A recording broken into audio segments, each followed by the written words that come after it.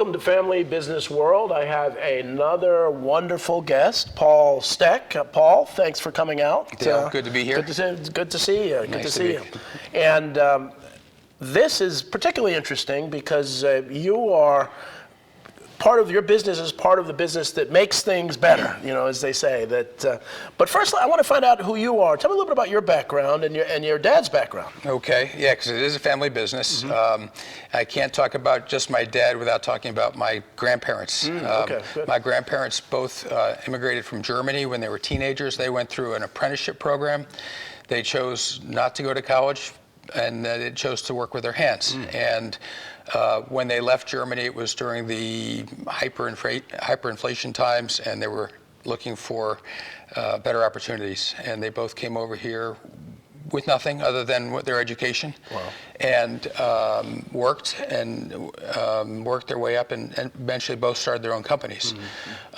So my mother grew up in a family business, and my father grew up in a family business. And now, what companies did they have? What did they start out? Well, they're both in metalworking. Okay. But both in metalworking. So my mother's father was very involved in like canning and tool and die, and they made the early flip-top cans. They made the tools for the early flip-top cans. Wow. And my father's father got involved with more sheet metal, and he built the first satellite called Telstar with AT&T Bell Labs. So they really latched on to their careers in manufacturing and self-taught. You know, you get started. So they didn't. Your dad didn't go to college, but he was working with Bell Labs. No, my grandfather. I'm sorry, your grandfather didn't go to college, but he was working with Bell Labs. He was working for Bell Labs. For Bell. They were a that's customer. amazing. They were a customer of his. Yeah. Wow. Yeah. So then my dad did go to college. He got his mechanical engineering degree after flying jet planes in the Air Force. He enlisted during the Korean War, and so he was able to take the business from where it was and run with it. And he grew and had a couple other opportunities to buy other small manufacturing companies that complemented his. Right. One was for painting and one was for molding, which is the company that I purchased from the family business. So for the audience, because there's so many moving parts, so his business was the precursor to the current business. That's right. Right. Okay. Yes. And he bought it from the owner at the time. The business that I own now was purchased from the original founder of the business, the guy who started the company, the real entrepreneur. Wow. Yeah. Wow. Yep. And that was in the 70s? That was in 1971 when the company was started, and in 1983 my dad bought the company, and then in 1991. I bought the company from my dad's company. Wow, yes. wow. Yep. And so in 1971, what did the company do? What were the products of the company? So it was started by a gentleman named Ed Varga, who was an engineer at Hewlett-Packard, and he was charged with making instrument housings for their their computers, their billing machines and things like that. And so the cases around the instruments. The cases around the instruments. Okay, and he found this new process that was out of from Bayer. In a polyurethane process called reaction injection molding, which is what we do. And basically it's two highly reactive liquids that get introduced to each other inside the mold, and they react and polymerize in a matter of minutes. Wow. And that's how, and the niche that we're in is large, highly detailed parts in small quantities. So Ed started that company and then came to my father's company, who was a supplier to him, looking for an exit. And so that's how I got involved. I was working for my father. How old were you when you first started working in the business? Well, I got dragged out of bed on Saturday mornings as a kid and brought in, and I was, sweeping the floors and wiping down machines and cleaning windows, and eventually I got, a file in my hand and deburred edges and drilled holes, and just along the way, a lot of menial repetitive tasks that were sometimes difficult to endure. So did you read the blog that I wrote? I wrote this week in a blog. I did. And the whole sweeping the floors, and this blog talks about family business succession and the fact that every successful succession, the people started sweeping the floors. It's amazing how consistent that is. Yeah. But it also gets you to value the business more. You don't if you start out as a VP, it's not that big a deal. So it's really, really interesting. Not all that different from a house. You know, you take pride in where you live, and you have to clean it up and keep it organized. You got to keep it clean. And a business is even more so. There's a lot more moving parts and a lot more ways to get disorganized. So Yeah, I still do sweep the floors. There you go. See, that's the way. Now, I understand you have a video that you want us to look about the business. So in a second, we'll see that, and you can talk about it afterwards. Okay.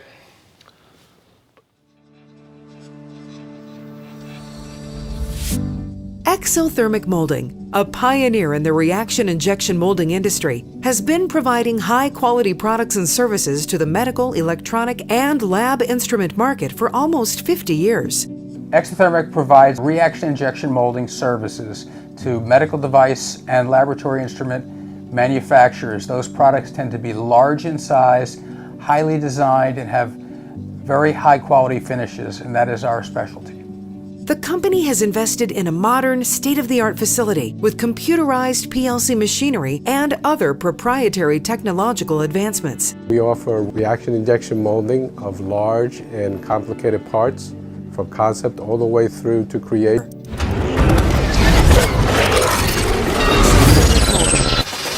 Experience, design, freedom.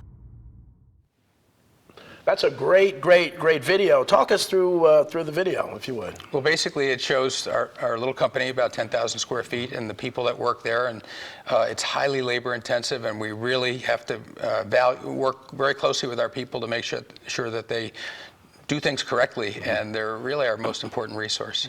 But your big machines, your multi-million-dollar machines, but you're saying the people are really the most important. That's right. Yeah, that's see, right. And that's what a lot of people don't realize. One of the reasons that I do this show and really talk about family businesses is that so often politicians think that family businesses are not employee friendly. But they have to be. You have to You be. can't afford to have people leave you for someone else. So you treat people better than other people. Talk a little about that. Well, it's the reality is that if you want to be productive and you want to do things right the first time, you have to have people who are going to be paying attention and be motivated. And we try to give them some career paths and some training and some patience at the same time. But we do try to make it better every year financially for them. We try to give better and better benefits, and we try to make a nicer workplace. And it's the most important thing we can do is invest in our people. Yeah, and so talk a little bit about the products that you work with, that result from your moldings, and what are some of the things that people might know about? Well, right now our newest project is a job that is for a robot that's going to be delivering for FedEx instead of people. Wow. It's proposed. We don't know if it's going to succeed or not, but a lot of it is R&D related, and some of the products that we make don't ever go anywhere, but a lot of things are medical devices, laboratory instruments, things that are highly designed, and so we work from the design phase with the designers all the way through designing molds, making the molds, processing the parts, and even assembling. So afterwards. The casing, so if we were talking about a robot or something, you would make the casing of the robot. That's right. Interesting. Yep. Wow. Make it look good. You make it look good. Yep. I mean, do you have the capability of making it look like a human? They always talk about the sci-fi shows have the human-looking robot. We're doing a little bit of that. One of our customers makes respirators for firemen, and we have a human-looking head that they test the respirators on. Oh, really? So it's not out of the question. Really? Yeah. Oh, that's fascinating. Yeah. So you're a 22nd century kind of development stuff. We go where the opportunities are. We try to be very responsive to our customers and to try to help them accomplish their goals. Yeah. Well, you're working with one of my consulting partners, Andrew Frazier. One of the things that I'm so impressed with you, that you have a very successful business, you're doing real well, but you recognize the need to have an outside voice, someone from the outside to come in and help to guide you. And I'm sure it was a tough decision to say, I don't have extra money, but what really helped you make the decision to bring someone in to help you take your business to the next level? Yeah. Well, business is a lot about surviving, and I survived getting the kids through college, and having survived that, life changes, and I looked at the business a little bit differently because at some point we're going to exit, and I wanted to make the company more valuable. Not that I'm planning on selling it, but I wanted to accelerate the progress that I was making, and I couldn't do it by myself. And I had to look for help. That's an important point. So many businesses don't think about the valuation. You don't have to want to sell a business to really pay attention to the valuation. And I see so many businesses, the only value is the CEO. instead of really looking to build value along the way. So it's not about selling. So you're ahead of the game in doing that. I believe that if you're not planning to sell the business, even though if you're not structuring the business to be sold, you're not really creating value. Maximizing the value. Yeah, and that's one of the nice things about a family business is you can create value, you can create wealth, but you have to do it in such a way that there's a market. You know, you're catering to maybe the market of buying and selling businesses at the same time as supplying a service. Yeah. And I want to talk a little more about hiring, hiring a consultant. But your background now, you start out sweeping floors. Where'd you go to college? I went to Cornell University. Wonderful, Cornell, great. I should have been a mechanical engineer, but I just did the undergraduate business route.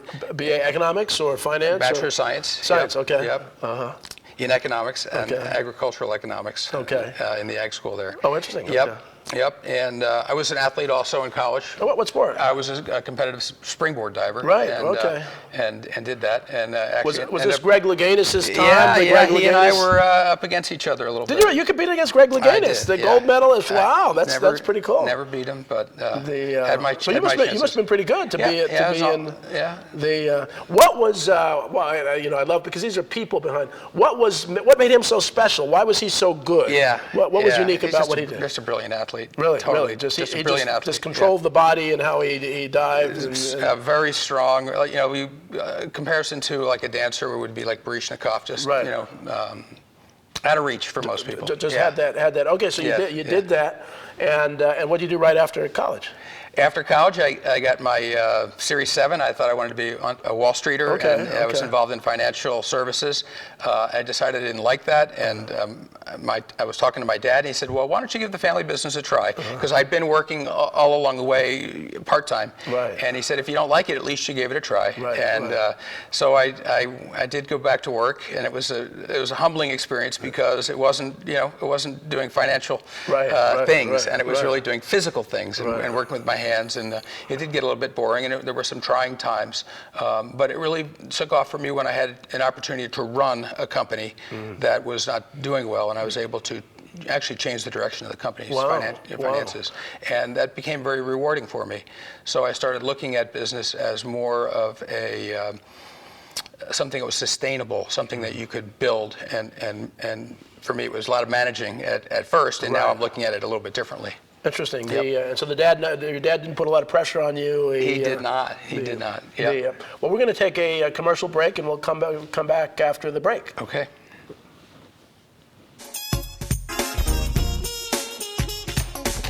6 days a week. So when I'm off the clock, I got to get stuff done.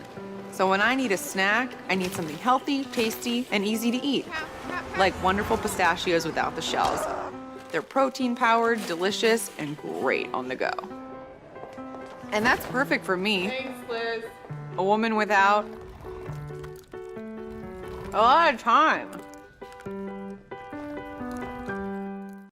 Whether you're a gourmet cook or just want to eat like one, visit Rostelli Market Fresh, your home for the freshest, locally sourced ingredients to please everyone who loves great food. Our organic meats, quality seafood, and free-range poultry are cut fresh to order. Chefs create culinary-inspired prep foods made fresh every day, which pair nicely with our vast selection of fine wines and spirits. Choose from handmade pastas, artisan cheeses, organic produce, and grocery items, all from the finest purveyors. Rostelli Market Fresh, from our family to yours. Our most valuable resource is our people, our staff, our employees. We've had people work here for 40 years.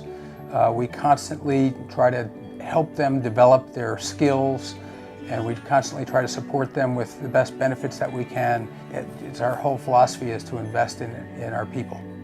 What I love about Exothermic in the 9 months I've worked here, they give me a chance to succeed. They're not only interested in improving the company, they're also interested in improving the individual successes. I started out in the sanding department back in Sand Patch. One of the things I like most about Exothermic is that we're treated more like a family than just employees. The example of growth that's happening, it's a company that's going somewhere. I've been working for Exothermic for now 39 years, different cultures, different backgrounds. Exothermic Molding. Experience, design, freedom. we have, that was a great commercial. Thanks for sharing that with the audience. And you have some more things to share that, and so I'd love you to talk some of the pictures that you brought here to kind of explain more about the business to the audience. Yeah, the video was about careers, and we've talked about how important it is to have a supply of people who you can train and they can become valuable. And then as we look through the parts, I can explain that a little bit too. But the parts are very labor intensive. There's a lot of handwork on them. The closest association I could make would be to auto body. And it's hard to scale auto body. It's so hands-on. Yeah. So these are parts for a company that does things for dermatology, and it was film-based, and they moved into digital realm, and now they're making 3D images out of photographs for people for plastic surgery. And it's very interesting to be able to keep track of your customers and follow their technologies. Interesting. I wish I could invest in some of their technologies. That's state-of-the-art stuff. I mean, you're seeing the next gen of products that most people won't see. That's right. That's right. Do you have another? I think there's another picture. Okay, so we've been getting involved in new materials. There's a new material that we're just starting. We're first on in the country in our little niche, and the material got a Nobel Prize in chemistry. Wow! And it took us some doing to get the machinery in place to process the chemistry, because it's got unusual ratios of A to B. I don't want to get too technical, but it is a very, very tough, groundbreaking material, and it has some ballistic. And it's plastic. It's plastic. It's as hard as metal, almost as hard as metal. It's just really durable. It's really tough material. Really. So that's our new area. We think that the company that sells the material is called Materia, and their material is called Proxima, and we're trying to promote that with our new customers. And is it tough enough to stop a bullet? It is. Really? Yep. Wow. Yep. Wow. It's amazing what they're coming up. I mean, and as you see the development technology, anything's possible. It's a real challenge because technology and things are changing faster and faster, and you got to make decisions. And one of the things in our small business is that you have to invest a lot every year. You have to continually invest in equipment and technologies, and it's kind of funny to see how even the offices have changed from the big box monitors to multiple screens on each desktop and all that. But the technologies are changing, and we're constantly investing.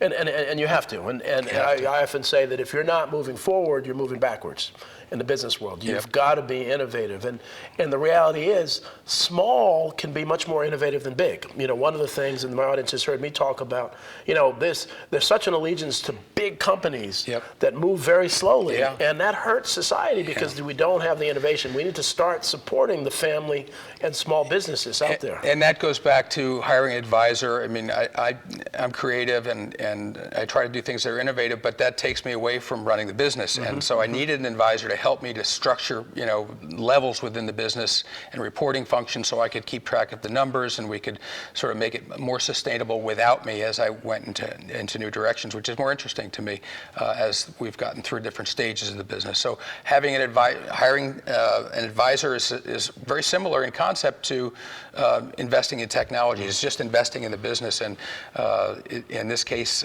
my advisor, Andrew Frazier, knows a lot more about certain things of business than I do, and he's been very helpful.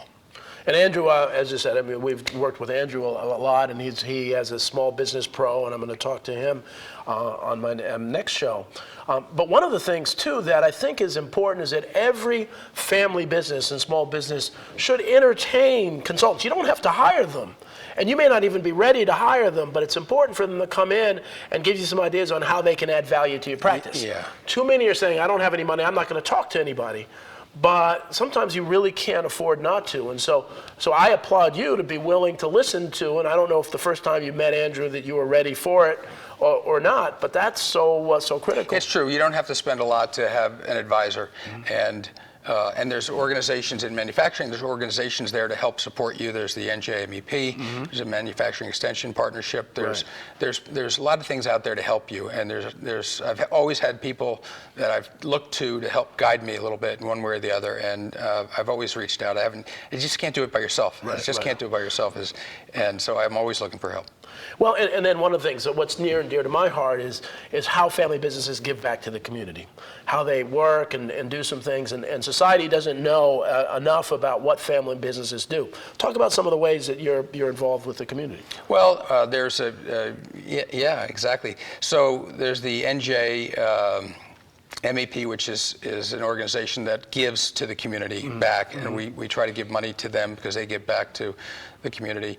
There's another manufacturing organization that I'm on the board of that we're trying to promote our organization to provide value to other manufacturing companies. Wonderful. I was on a workforce development board, so very, very near and dear is getting people that have talents and identifying those talents and helping them come to work and but from the community, provide from economically challenged communities, That's right. And, That's and, right. And that's and the audience knows my dad knew in March with Dr. King, and he's 86 now, and you know, Dad was in the March on Washington, which was for jobs and freedom.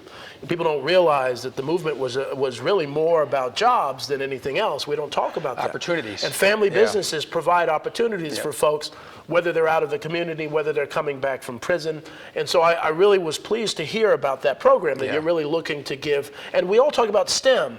You know, it's great to talk about STEM theoretically, and you know, but to give jobs in technology is so important. Yeah, you look at, you know, opportunities can be opportunities for new business, but opportunities to find qualified people. Right. And sometimes those people don't come wrapped up and looking pretty. But they turn out to be very, very valuable to you. And just so we're always looking for opportunities to find people that we can hire and train, and we're trying to create career pathways for everybody. Well, one of the things that you know, I always say, if you give a smart businessman the choice of, well, I'll give you money and mediocre people, or no money and great people, they'll take the no money and great people, because it's about great people.